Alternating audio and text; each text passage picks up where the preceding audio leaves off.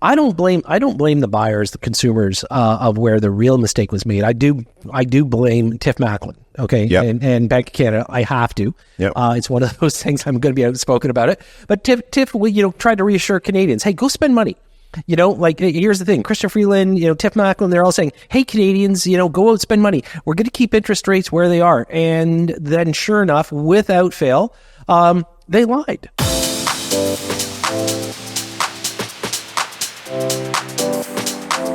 Todd Slater, how are you doing today, my friend? Good to have you here. I'm great. Thanks, Gary. Thanks for having me. Yeah, it feels kind of different though, because I'm actually in your studio, so I'm so used to saying, hey, thanks for being here, but I'm actually in your studio. So this will be fun. Yep. I'm actually interested in doing this with you.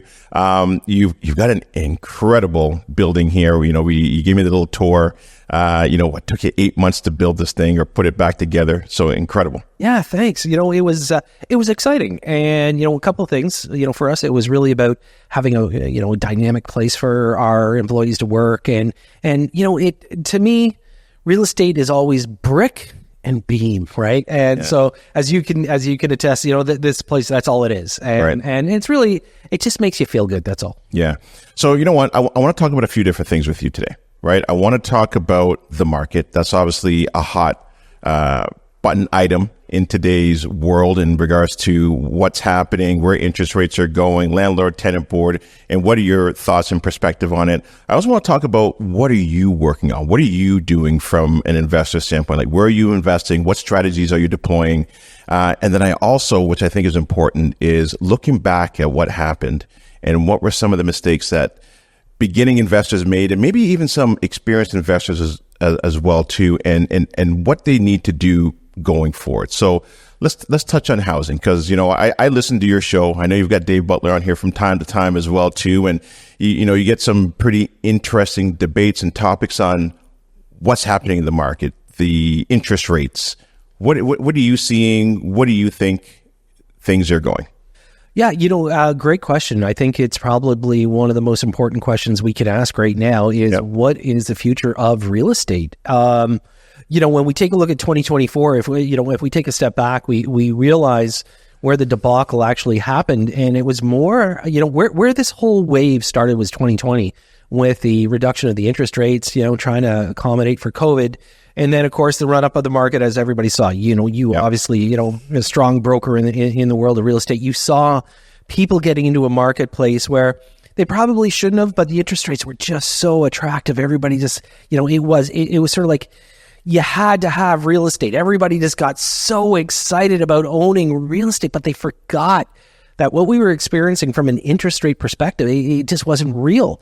And then, of course, when you start getting a little bit, and I'm not going to say everybody was speculating, but there was a few people there that were kind of going awry. And when you start running out of gas, and then, I will say this, because I don't blame the buyers, the consumers of where the real mistake was made. I do blame Tiff Macklin, okay, and Bank of Canada. I have to. Yep. It's one of those things. I'm going to be outspoken about it. But Tiff, tried to reassure Canadians, hey, go spend money.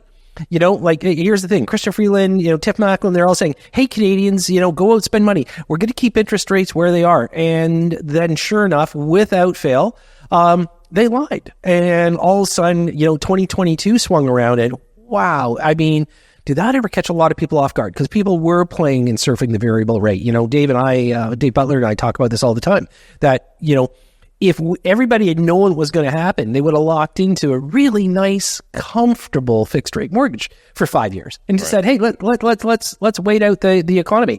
But no, that didn't happen, and so it's put a lot of undue pressure. Now, with real estate itself, real estate's such a tangible asset. Everybody should own it where possible, but then you fast forward into 23, and I'm gonna again politically, government's way out of control. Yeah, the government's way out of control. They opened up those borders something fierce, and to the point where they don't even understand the numbers, right? So I know you're getting into immigration right now, but I do want to backtrack just in regards to that interest rate, and I think also there was a big problem from a leadership standpoint, which is what you're saying. Leadership is out there saying, "Hey, listen, interest rates are low. Go ahead, go out there and spend, and we're going to keep it low for a very long time." Yep. Now, obviously, we know that inflation took off. Yep. And they knew that it was starting to take off. They knew that it was starting to get heated, and there was no warning. There was no warning of saying, hey, look, we don't know where this might go. We have a feeling it might continue to keep going up. You may want to consider locking in. And none of that was even said. None of that was, provided as any type of education or a warning to the consumer. And it's a really interesting point. So the question then, you and I can bat around is, did Tiff Macklin actually know where it was going? Like, was he just reacting? And, like you would think, because, previous, leaders of the Bank of Canada have had some pretty good, forethought about what's going to happen to an economy.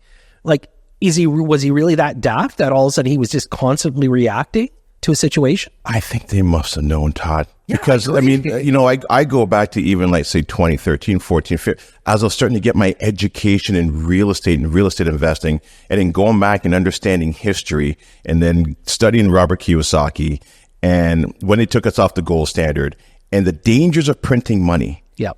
And then look how much money they printed for COVID. Oh, it's crazy. And that they must have known that's going to be inflation. Now, I know that I understand that just printing money is not inflationary, but the velocity of it, when you start spending it, that's what creates that inflation, that whole simple supply demand. True. And then you got to think about the taxation that was implemented, right? Because the government had to recover a whole whack of money. Right. So all of a sudden they started implementing extra taxes. Right. And so when we take a look at that, it's like, well, wait a minute. So, inflation, yes, we get consumers' goods, people are over consuming, but wasn't that what they asked us to do? I mean, quite frankly, they told us go and spend the money. Because here's the thing: for the first 6 months, for the 6 months during COVID when it first started, right? Everybody sat on their hands. You remember, everybody was frozen. Like we were dealing with something nobody knew what to deal with, right? So everybody stayed home. Uber Eats did okay, and I'm pretty sure your local pizza place did. But other than that, there wasn't a whole lot being spent. And then all of a sudden they said, "Hey, go spend money." Right? So what's going to happen when you get an entire economy start running and the supply was wickedly out of whack, right? Because, I don't know if you tried getting a pool, Gary, but you know what? You couldn't get a pool, right? No, we got a swim spa. So it took almost a year. Exactly. Yeah. So because so many people decided, I want one. Yeah. Right? And the suppliers weren't ready for it. Right. So then all of a sudden what happens? Inflation. Right? It's kind of funny how people sit there and say, yes, but I don't know where inflation comes from. Well, if your government's encouraging you to go spend the money, in fact, they almost demanded you to, because they said Canadians have never had more savings in their bank accounts. And you can just imagine the government sitting there saying, so if they're saving it, they're not giving us the tax dollars. Right. Right? Yeah. So why not give them that mind, and turn around and go, hey, go spend it. We need tax dollars. Right. And then if you get a business, here's a loan. Yeah. Here's a loan, and go and invest that into your business. Yep. And it was just such a wild time. It was really wild. I there's the conspiracy theorists out there and everything else, and my tinfoil hat I didn't bring today. Okay. But it's out there. I mean, look, you gotta figure out how planned this truly was, because it didn't just happen in Canada. Look at all the major, the G7, look at all those countries. They basically established and went through the same thing, right? All the major banks, and then you take a look at the government, you take a look at the taxation, all the encouragement, everybody, we're lockstep with the US, right? And Fed did the same thing, like Tiff Macklin may not be the smartest guy, but he was just probably following the US too. Right. So, big picture, if we take a look at what truly happened, was the fact that the Bank of Canada lied. Okay. Yeah. They didn't tell Canadians what they needed to know. Right. And they should have warned everybody, because then at least people would have locked in, put a lot more protection in place. And hence the reason why, today you and I look at it and we hear some bad stories. And you know what I think is a good lesson out of this is, do not rely on anybody else to come and save you. Oh, it's a great lesson. Financial education, go and educate yourself. Don't wait there for whether it's Trudeau, whether it's Pierre, whoever it is. Doesn't matter who the leader is. Whoever it is, do not wait for them to save you. Yeah. You got to go and educate yourself. And especially not just only in the school system's broken as far as I'm concerned, but financial education, you need to, is so important. Yeah, agreed. In fact, that's one of the things that I think the school system should actually put in place, and they don't. Yeah. When was the last time you went to a high school class that actually talked about a mortgage? Today kids have no idea. They can look at their iPhone. What they don't realize, it's $1,000, right? And they're burning through $100 a month on data. Well, there's another, conspiracy theory, right? Like, is the school system broken or is it built by design? How do you forget that, Todd? Yeah. How do you forget mortgages and credit cards and the very first thing that they give you as soon as these kids go into high school and university is a table full of credit cards, but they have no idea how to use that? Yeah, no, agreed. You know what? And they call it financial literacy, right? And unfortunately, I would say that, the youth are completely illiterate when it comes down to it. And even the parents, the parents aren't taking it upon themselves to give the kids the education as well. And so there is that, correct. There is that necessity, right? If not, I'm going to say, ding, ding. Hey folks, then you're going to have to be giving your kids money for the rest of your lives. Yeah. 100%. Now you were touching on immigration. Let's touch on that because obviously the floodgates have been open. I think if you break it down to simple math, there's a supply demand issue. And now they need, is it 1.5 million homes? Is it 3 million homes? Is it 5 million homes? What is the number? It depends on where it's coming from or who's saying it.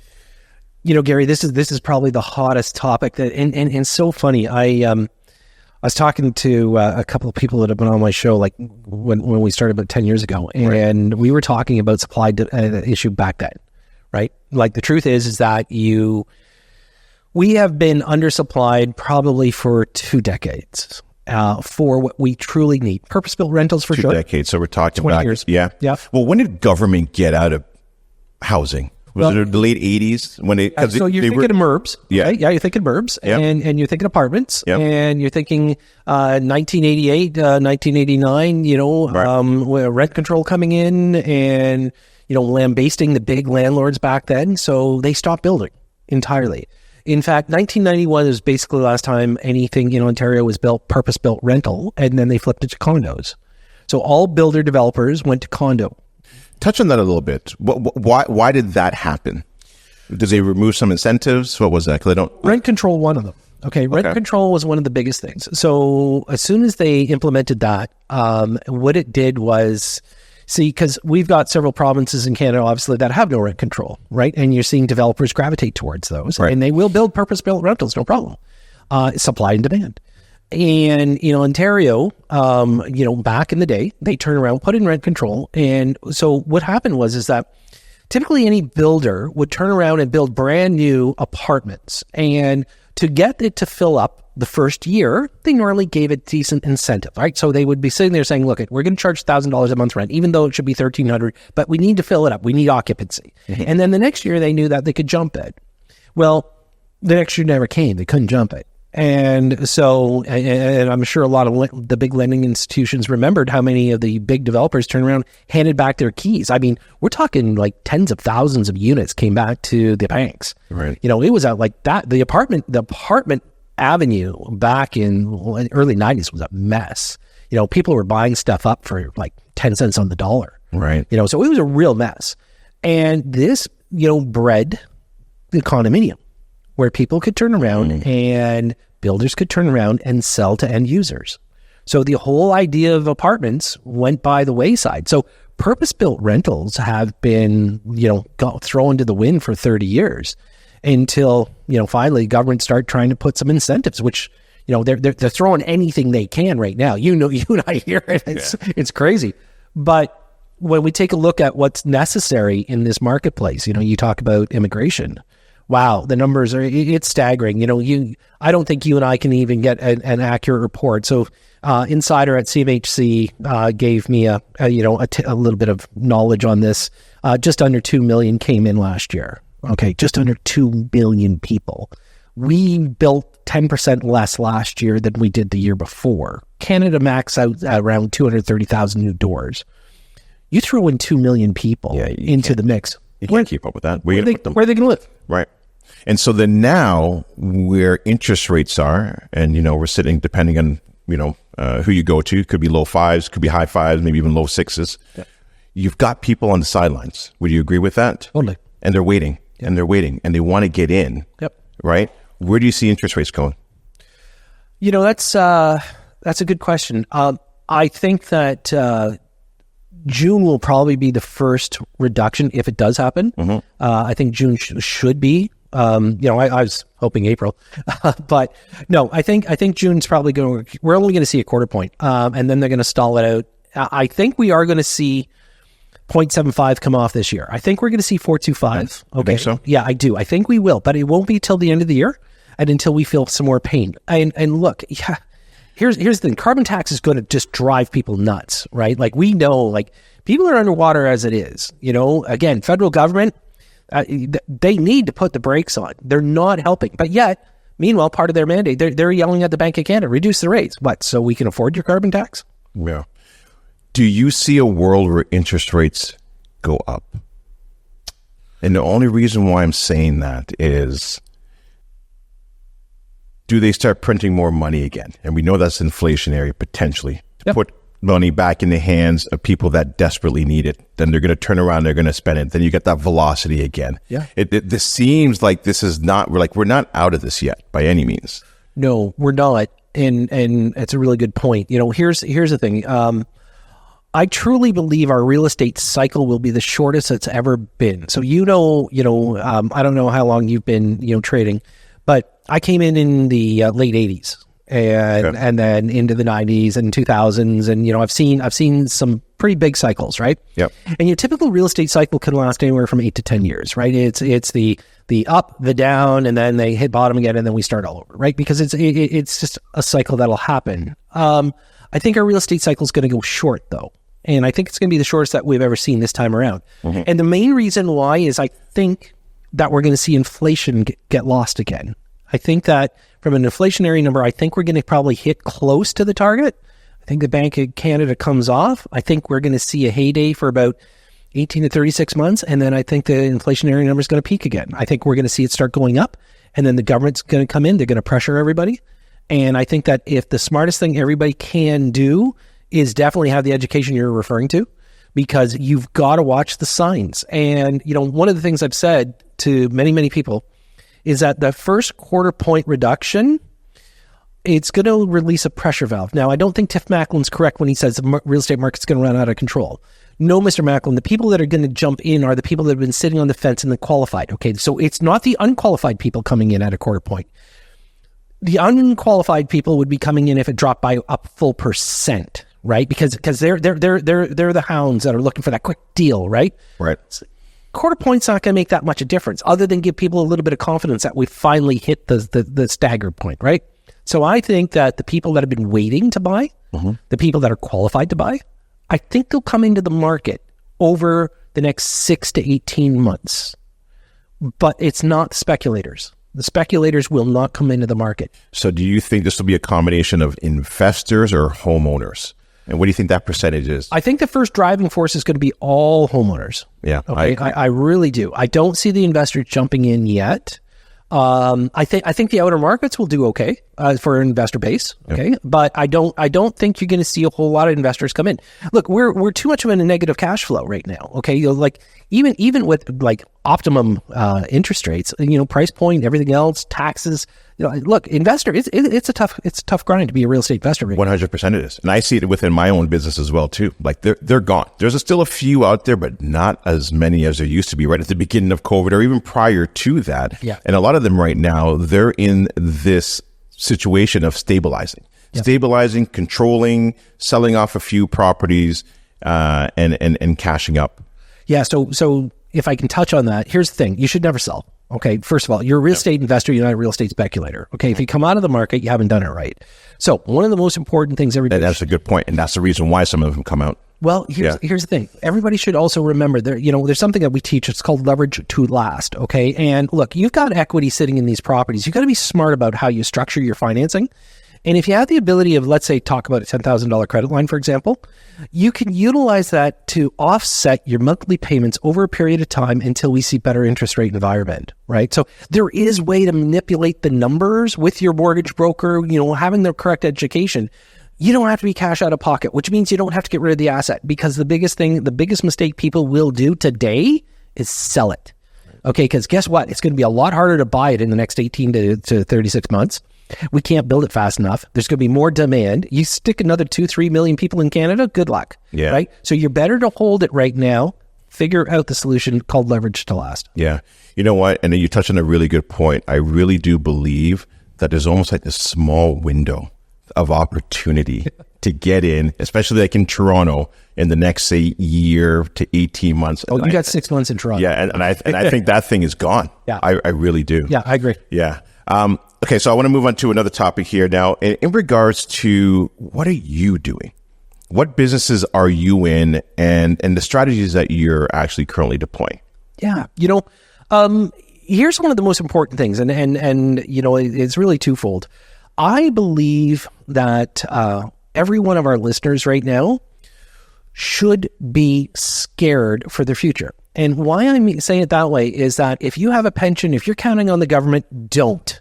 Okay? Like, if you think the CPP has got it right, they don't. They're not even close. And the average Canadian right now, if you take the averages, the average male gets $760 a month from the CPP after contributing forever, right? The average female is just around $400 a month. How are we going to live on that? So if you're thinking that you got that little nest egg, maybe you've got some savings, that's not going to be enough. Not even close. I mean, your retirement home, if it's like $3,000 to $5,000 a month, but what about if you're sick? It's $10,000 a month. Okay. So people need to take a look and make a full assessment of how much money it's going to cost to live. So that's one of the important things to me. I truly believe you need to think of your future. Forget about pensions. Forget about the government. They're not going to be there. So make sure you secure it yourself. Make sure not only are you going to need a good financial education, you need some decent security, right? And that's really important. The next part of that is what we focus on is generational wealth. Mm-hmm. I mean, look, the next gen, they're going to have a really tough time. Okay. Like the amount of debt that is sitting in the economy, the amount of cost, everything else, lifestyle. I mean, it's a completely different time than, when I grew up, like nobody even needed a phone. I mean, you didn't need it, it's a different world. And I think the next generation is going to really, really struggle unless, the existing generation is prepared to help them.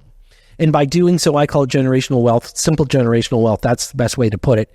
And if we do it, then it allows them actually to have a buffer. So that's why investment properties are so key, right?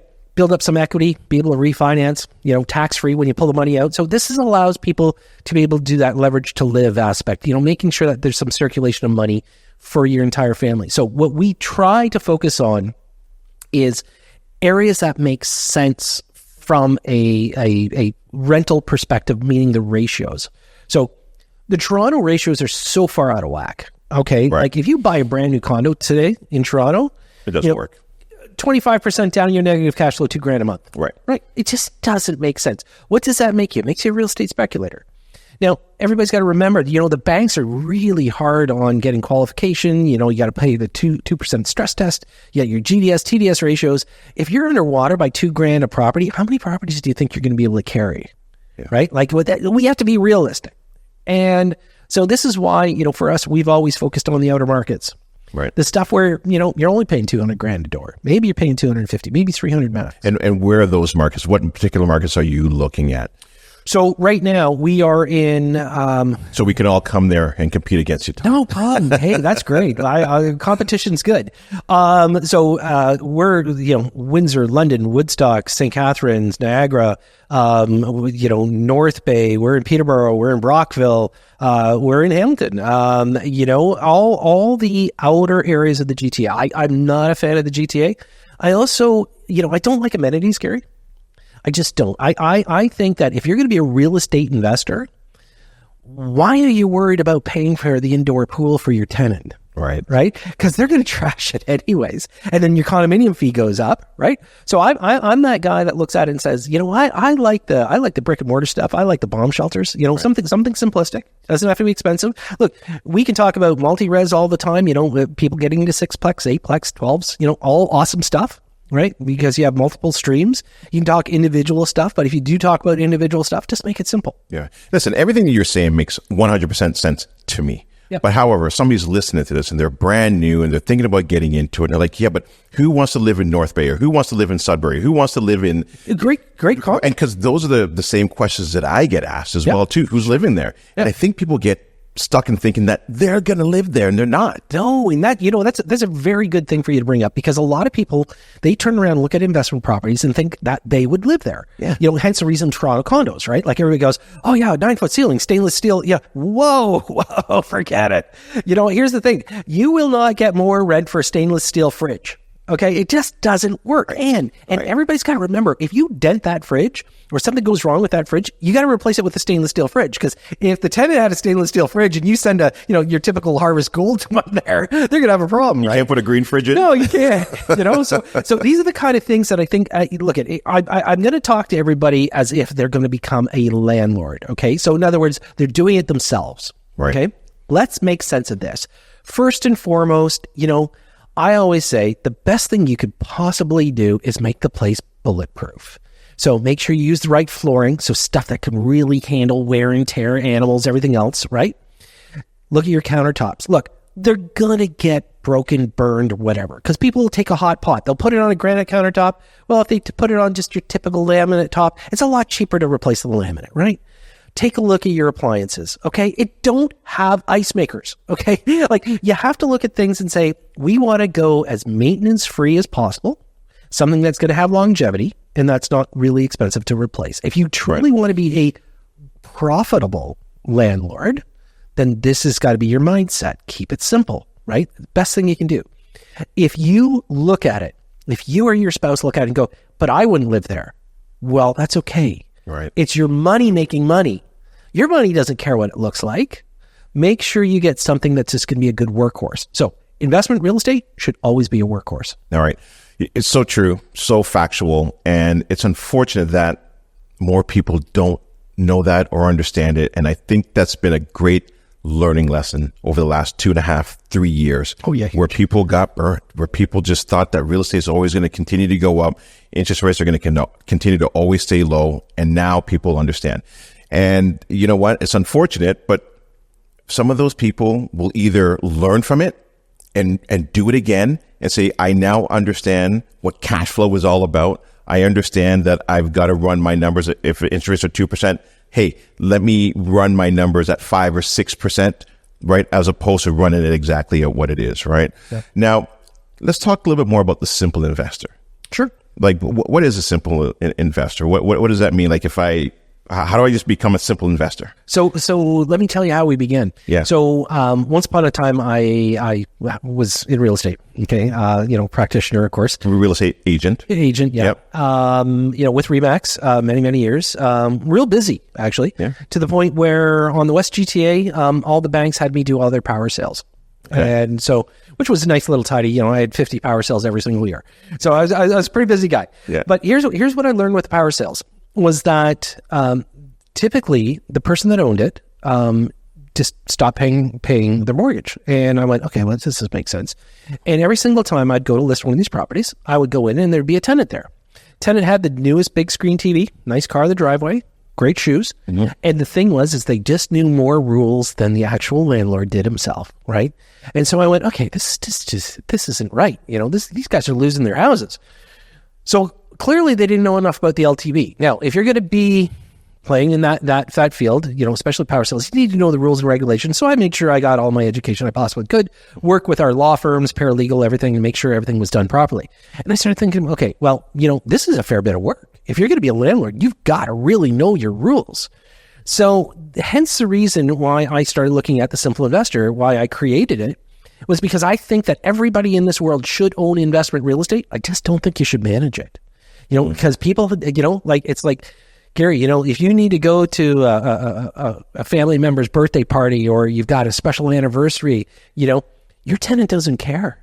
If something goes wrong, they're going to call you whenever. And you're going to go, well, hang on, wait a minute, and you got to drop everything because the tenant says, hey, a pipe just burst. Right. So I thought, you know what? I'm an ex-contractor. I know how to do this stuff. I know how to fix stuff. So I decided to basically create a property management company that would sit there and support the Simple Investor. And so now our investor base, we are now 14 years old, 3,000 doors under management. And the biggest thing about us is that our investors never have any interaction with their tenant. Right. In fact, we've been able to pay rent to every single investor every single month for the last 14 years, 170,000 rents paid out. And most importantly, nobody's ever had to pay for a repair.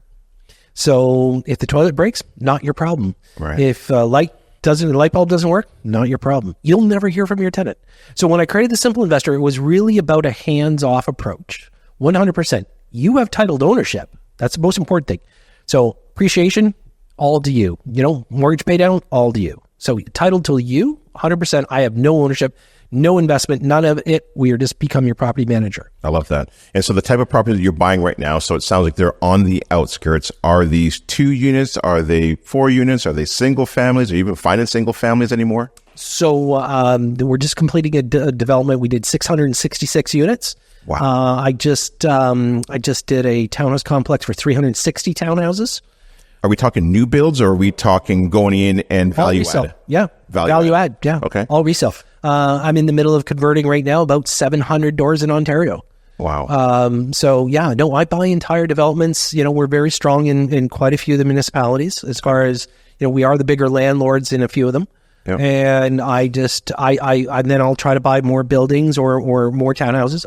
Townhouses and kind of low to mid-rise is kind of our sweet spot. People love owning townhouses, just so you know, investors, great thing to own. Because one of the more important things, you got to always remember, you want to see the value add, but you want to see longevity. And, the neat thing about our product is it stays affordable for years to come because you're in the outer markets. It's crazy. When I look back at when we first started, we were selling units for like $89,000. And today they're worth $250,000, $300 grand. But the interesting thing is somebody only put $20,000 down. They've made 1,000% return on their money. On leverage. Yeah. And on top of that, never missed a month's rent. Right. That's incredible. Yeah. How do you manage all that, Todd? That seems daunting. Yeah, that seems, and that's what you've got to do. We've got 100 employees full time with us. In between staff in our head office and out in the field. Okay. I can't do it without them. They are absolutely, awesome. You also have to know the rules and regulations, and you have to, truth be told, you have to have a goal, and you have to make sure everybody's, buying into the goal. That's huge, right? Like when you talk about property management, you definitely have to have a system in place. So people that are going to manage, it doesn't matter if it's 1 unit or 10 units, you still have to have your system and you have to stick to it. Right? If you just are kind of randomly going, I'm going to try to manage. No, don't do it. Okay. Because you're only going to set yourself up for fail. So this goes back to the education part that you were talking about earlier, right? Having education as well as being a landlord is really key. Okay. Yeah. And that's important. And, we have the other avenues that we work with. We do a JV program. We're excited. We're going to be announcing our REIT really soon that we're doing. Nice. And it's, we're going to be acquiring a lot more properties. It's just a very, very steady approach. That's incredible. So I'm going to switch gears, and I was going to talk about mistakes, but I think we've talked about mistakes enough. Why don't we talk about the mindset that's required to allow you to do what you've done? Like, how did Todd get to where he is today? Upbringings, your parents, what allowed you to believe in yourself? Because you only have the same 24 hours that anybody else does. What makes you different? Yeah, great question. So I have a bit of a tough past. My mom died when I was a child. And then I started working full time when I was 13. So going to high school, I worked 40 hours a week, between 4 and midnight. So it was just a really tough place to be. But what it did was it taught me resiliency. I had to buy my own clothes, pay for my own food, pay for all the utilities, do the whole thing when I was 14 years old. But then from there, I had a passion for skiing. I started freestyle skiing when I was, I guess, about 15. And by the time I was 18, I was on the World Cup. So I represented Canada on the World Cup for freestyle skiing. Wow. Which was really cool. It was an exciting time. And then when I finished all that, I decided that I wanted to go into real estate because I had a contracting background because I was contractor during that time. Then I decided to go into real estate, and I just looked at it one way and one way only. The most important thing I thought was, It doesn't matter what time it is. I mean, it did cost me a couple of marriages while I was at it, but you said 24 hours. I was probably working 20 of the 24, but I ended up selling about 200 homes a year on my own. And Wild. it was, and I did it for quite a while. When I finally got to the point where I said, look, I don't want to be a transactional realtor anymore because I didn't see the end date to it. And, I'm my two ex-wives said I'm a workaholic, which I'm pretty sure that's what they cited for it. But yeah, the big thing for me was always looking at it and saying, okay, so how do I expand? And hence the reason I started looking at things a little differently. And I loved being a contractor, even right down to building this office, but I loved getting my hands dirty. But in the same breath, I love real estate itself and I see the tangibility of it. And so I just decided that, look, I can share this with everybody else. I think that, having the opportunity to help others is very, very important. I think educating people is very important as well. And so, it's just kind of been a culmination over the years, and here we are today. Yeah.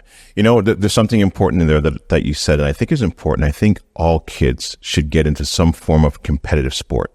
Yeah. Because it teaches you at an early age not only winning, but more importantly, losing. Oh, yeah. Because I think losing is so important. My daughter's kind of going through some stuff right now, but it's resilience, babes, and it gives you that tough skin. And she's like, will I ever get over it? I'm like, of course you will. You'll get over it, but you won't ever forget it.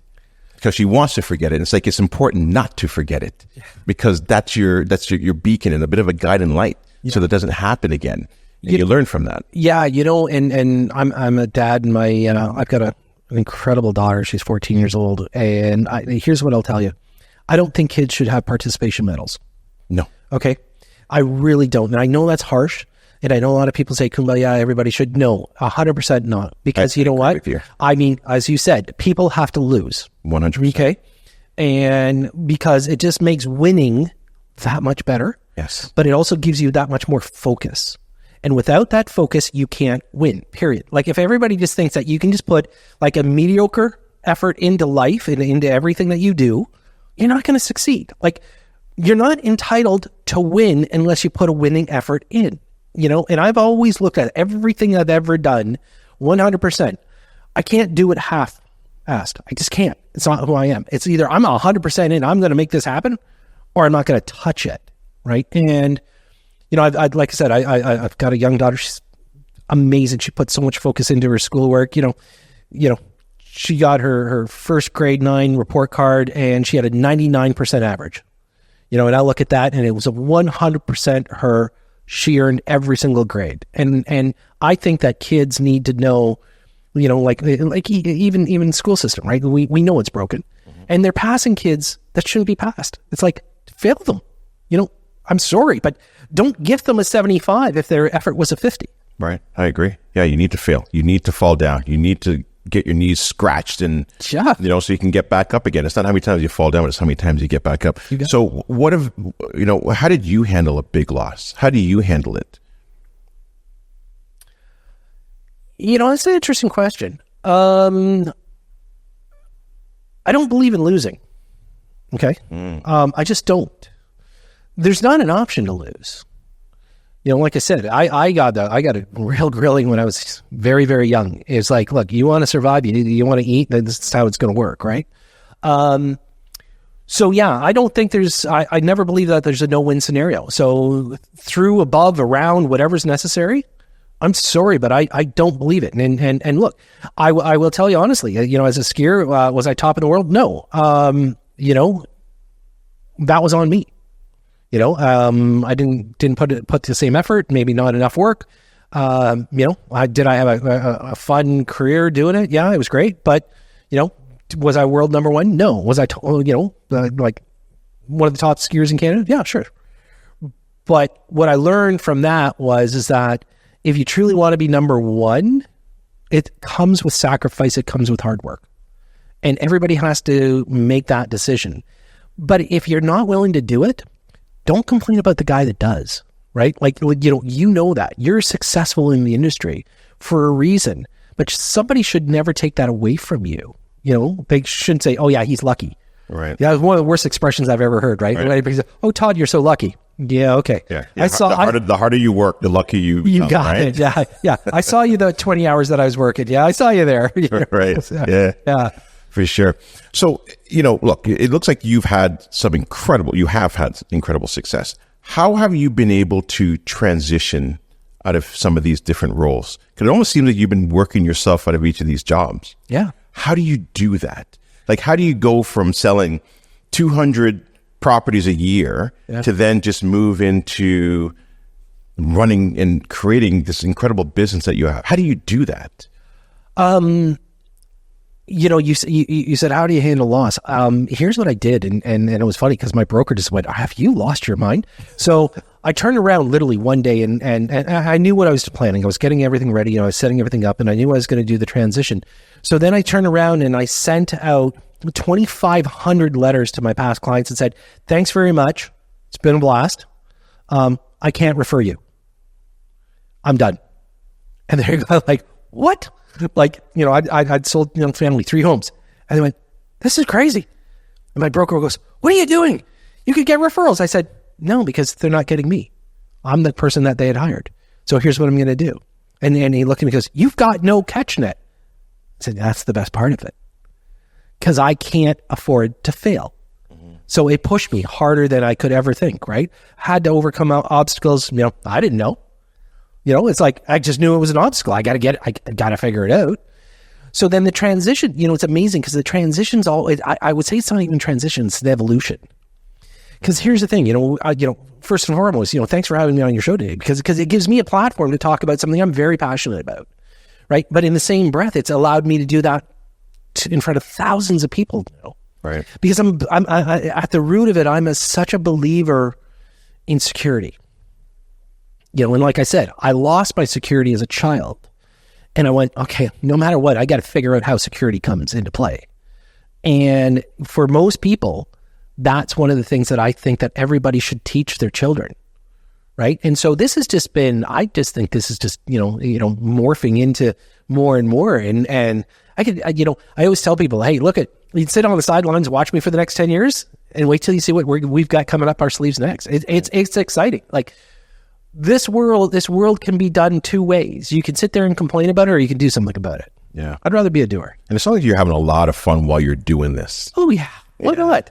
Yeah. Why not? You got it, right? 100%. Like, you've been in my office. Yeah, I write all over my walls. Where do you get that from, right? You know what? Listen, they say stress is doing something that you don't love, and passion comes from doing things that you do love. Yeah. All right. And when you get that passion, it's you hate going to bed at night and you love waking up. Yeah. And that's how life should be. Well, it's funny. I get up about 4:30 every morning.